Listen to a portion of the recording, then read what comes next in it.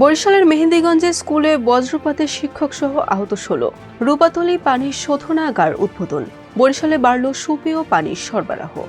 কাঠালিয়ায় নিয়ন্ত্রণ হারিয়ে চালকের মৃত্যু, এলাকায় শোক।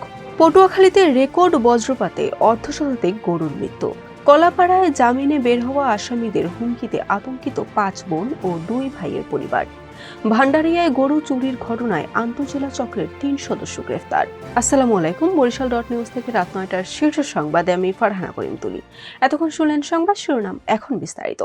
বরিশালের মেহেন্দিগঞ্জে পৃথক 2টি মাধ্যমিক বিদ্যালয়ে বজ্রপাতের ঘটনায় এক শিক্ষক সহ 16 শিক্ষার্থী আহত হয়েছেন। মঙ্গলবার দুপুরে ক্লাস চলাকালে চর এক কোরিয়া ইউনিয়নের দাঁতপুর তেমোহনী এবং আলিমিয়াবাদ পাতাবুনিয়া মাধ্যমিক বিদ্যালয়ে এই দুর্ঘটনা ঘটে।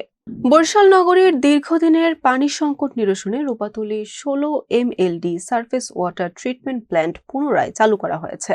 বুধবার দুপুরে আনুষ্ঠানিকভাবে প্ল্যান্টের উদ্বোধন করেন বরিশাল সিটি কর্পোরেশনের প্রশাসক অ্যাডভোকেট বিলকিস আক্তার জাহান শিরিন। ঝালকাঠির কাঠালিয়ায় বালু বোঝাই ট্রলি উল্টে জাহিদুল ইসলাম নামে এক চালকের মর্মান্তিক মৃত্যু হয়েছে।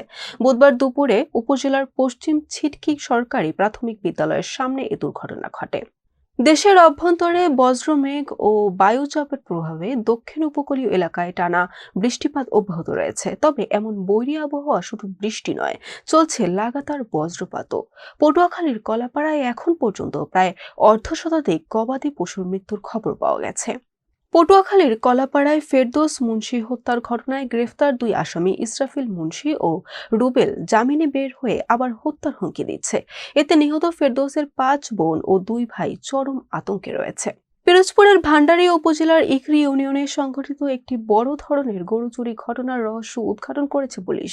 এই ঘটনায় আন্তঃজেলা চোর চক্রের 3 সদস্যকে গ্রেফতারের পাশাপাশি চুরির কাজে ব্যবহৃত একটি মিনি ট্রাক ও একটি চোরাই গরু উদ্ধার করা হয়। বরিশাল নিউজ।